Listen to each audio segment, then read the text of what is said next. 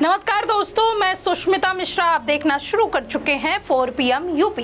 दोस्तों, भाजपा राज में नेताओं की गलत बयानबाजी का सिलसिला लगातार जारी है। खुद को सब पार्टी कहलाने वाली भाजपा के नेता आज विपक्ष में बैठे बुजुर्ग नेताओं को भी नहीं बख्श रहे हैं, कुछ भी बयान दे रहे हैं। दरअसल भाजपा नेता अक्सर कांग्रेस अध्यक्ष मल्लिकार्जुन खड़गे को लेकर कुछ ऐसा बयान दिया जिस पर विपक्षी नेताओं ने भाजपा को आड़े हाथ ले लिया। दरअसल एक शब्द मुजरा को लेकर सियासी पारा हाई है, जिस पर भाजपा को मुंह तोड़ जवाब देते हुए कांग्रेस नेता सुप्रिया श्रीनेत ने सोशल मीडिया एक्स पर लिखा कि कांग्रेस अध्यक्ष मल्लिकार्जुन खड़गे जी से इतना चिढ़ते क्यों है यह भाजपाई, सिर्फ क्योंकि वह दलित है, अपने दम पर आगे बढ़े, मोदी सरकार को आईना दिखाते हैं, उनके शब्दों के अर्थ को अनर्थ क्यों करते हैं। ज्ञानेश गुप्ता जी मंच से मुजरा शब्द सुनकर कानों में रुई डाल ली थी क्या? इसी के साथ ही सुप्रिया श्रीनेत ने क्या कुछ कहा, सुनिए। ये बीजेपी के लोग और ये संघी मानसिकता वाले दलित समुदाय से कितना चिढ़ते हैं, इसका अंदाजा लगाना भी आपके लिए मुश्किल है। मल्लिकार्जुन खड़गे जी कांग्रेस के चुने हुए अध्यक्ष हैं, दलित समुदाय से आते हैं, अपने बल पर, अपनी मेहनत और निष्ठा से राजनीति के शिखर पर पहुंचे हैं। और असलियत यह है कि उनका जितना निर्वाचित राजनीति का एक्सपीरियंस है 55 से 60 साल, उससे आधी उम्र है बीजेपी वालों की, लेकिन वो उनको पचा नहीं पाते हैं, उनसे चिढ़ते इतना है कि उन पर हर तरह की टिप्पणी करते हैं। वो अगर महंगा मफलर पहन ले तो इनको इतनी दिक्कत हो जाती है कि बिना टिप्पणी किए रह नहीं पाते। उनको क्या फर्क पड़ता है कि उनके बच्चे पढ़ लिख गए, अच्छे सेटल ने, अपने पिताजी को मफलर दे दिया। नहीं जी, दलित समुदाय से आते हैं, ऐसा कैसे पहन लिया। वो ये पचा नहीं पाते हैं कि उनका जो निर्वाचित राजनीति का एक्सपीरियंस है, 9-10 बार विधायक रहे, सांसद रहे, मंत्री रहे, नेता प्रतिपक्ष, और जनता के साथ जो उनका कनेक्ट है वो उनको बहुत तीखा लगता है। इसलिए हमेशा उनकी बात का अर्थ का अनर्थ लगाने में जुटे रहते हैं। खड़गे जी ने बिल्कुल क्लियर कर दिया कि उन्होंने बिल्कुल स्पष्ट तौर से यह कहा था कि नरेंद्र मोदी जी लोगों को आतंकित करते हैं, परेशान करते हैं, प्रताड़ित करते हैं। उनकी सीबीआई, उनकी ईडी, उनकी इनकम टैक्स विपक्ष को परेशान करने के लिए, विपक्ष को विघटन करने के लिए, चुनी हुई सरकारें गिराने के लिए, लोगों को जबरदस्ती बीजेपी में शामिल कराने के लिए यूज की जाती हैं ये सारी एजेंसीज।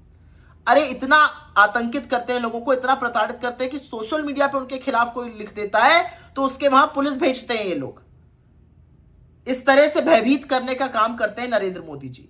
और बजाय उसके बारे में सोचने के, नरेंद्र मोदी जी हर बार हाय हाय हाय, मुझे ये कह दिया, मैं लुट गया, मैं बर्बाद हो गया, मैं किसको चेहरा दिखाऊंगा, इस तरह की नौटंकी करने लगते हैं। और उनके चरण चुंबक जो है वो 2 हाथ आगे हैं। आज ये लपके हुए पहुंच गए इलेक्शन कमीशन, और इलेक्शन कमीशन ने भी वो सोने पे सुहागा, उन्होंने तुरंत उसका संज्ञान लिया, नोटिस इशू करी, 1 दिन में आप जवाब दीजिए, वगैरह वगैरह वगैरह।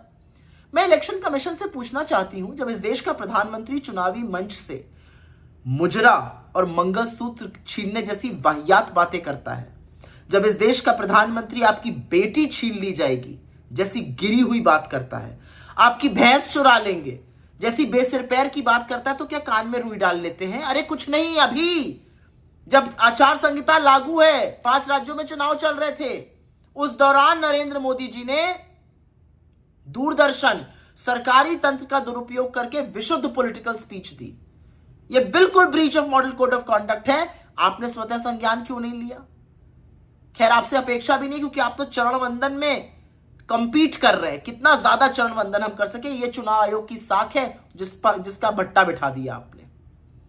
लेकिन मोदी जी, मैं आपसे पूछना चाहती हूं, आप दुनिया को कुछ भी कहते फिरिए, आप एक ब्याहता को 50 करोड़ की गर्लफ्रेंड कहिए, आप कांग्रेस की शीर्ष नेत्री, परम सम्मानित गरिमा की प्रतिमूर्ति सोनिया जी को कांग्रेस की विधवा कहिए, आप एक सांसद को शूर्पणखा कहिए, आप बंगाल आकर दीदी ओ दीदी करिए, आप ये सारी घटिया बातें करिए, आप कांग्रेस पार्टी को अर्बन नक्सल बुलाइए, लेकिन जब अपने पर आए तो छुई मुई, हाय हाय हाय, मुझे ये कह दिया।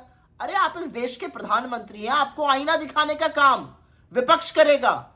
आपकी विफलताओं का पुलिंदा इतना बड़ा है, you sitting on such a huge कलोसल mountain of failures, कि आपको आईना दिखाया जाएगा, आपकी जवाबदेही तय होगी। बजाय ये सोचने के कि आपने एजेंसीज का क्या हाल कर दिया है, इस देश में कितना डर और आतंक और भय का माहौल क्रिएट कर दिया है उन लोगों के खिलाफ, जो आपसे सवाल पूछते हैं, जो आपकी जवाबदेही तय करते हैं, जो आपको आईना दिखाते हैं, जो सच कहने का साहस रखते हैं, आप ये सारी हरकतें कर रहे हैं। खड़गे जी से कुछ सीखिए। उन्होंने जीवन में बहुत तकलीफें देखी हैं, वो जिस समाज से आते हैं, जिस तरह की हिंसा उन्होंने बचपन में देखी, लेकिन आपकी तरह विषाक्त नहीं बने, जहरीले नहीं बने। सौहार्द, प्रेम, ये सब लेकर राजनीति में चलते हैं। उन पर हमला करने से पहले उनसे कुछ सीख लीजिए। दोस्तों, आज सत्ता की आंखों में आंखें डालकर पत्रकारिता करना मुश्किल हो गया है। हमारे 4 PM नेशनल यूट्यूब और फेसबुक चैनल को, जिसे आपका प्यार और विश्वास हमेशा से मिलता रहा, उसे बंद करके सरकार ने यह साबित कर दिया है कि वो आपके सवालों से कितना डरती है। मुश्किल दौर है, लेकिन हम ना रुके थे और ना ही रुकेंगे। हम सच के लिए हमेशा लड़ते रहेंगे। ऐसे में 4 PM यूपी को आप लोग ज्वाइन करें और निष्पक्ष पत्रकारिता को जिंदा रखने के लिए जितना हो सके उतना हमारा आर्थिक सहयोग भी करें। आपके सहयोग से ये जंग हम जीत कर रहेंगे। दरअसल आपको बता दें कि सुप्रिया श्रीनेत ने अपने बयान में भाजपा पर आरोप लगाया कि वे मल्लिकार्जुन खड़गे की बातों को गलत तरीके से पेश करते हैं। उन्होंने कहा कि खड़गे एक ऐसे नेता हैं जो दलित समाज से आते हैं और अपनी मेहनत से राजनीति में ऊंचाई तक पहुंचे हैं, इसलिए उन्हें निशाना बनाया जाता है। श्रीनेत के अनुसार जब खड़गे मोदी सरकार की आलोचना करते हैं तो भाजपा के नेता उनके शब्दों का मतलब बदल कर दिखाते हैं ताकि विवाद खड़ा हो सके। उन्होंने मुजरा शब्द को लेकर भी प्रतिक्रिया दी। उन्होंने कहा कि इस संदर्भ से हटाकर पेश किया जा रहा है। उनका कहना है कि पूरा भाषण सुने बिना सिर्फ एक शब्द पकड़कर राजनीति की जा रही है। इसी दौरान उन्होंने ज्ञानेश गुप्ता का नाम लेते हुए तंज किया कि क्या उन्होंने मंच से पूरी बात सुनी थी या नहीं। कुल मिलाकर श्रीनेत का बयान भाजपा पर आरोप लगाने वाला था, जिसमें उन्होंने कहा कि राजनीति फायदे के लिए खड़गे की छवि को गलत तरीके से दिखाया जा रहा है और उनकी बातों का गलत अर्थ निकाला जा रहा है। खैर, इस पूरे मामले को लेकर आप क्या सोचते हैं, इस पर आपकी क्या राय है, कमेंट सेक्शन में अपनी राय जरूर दीजिए।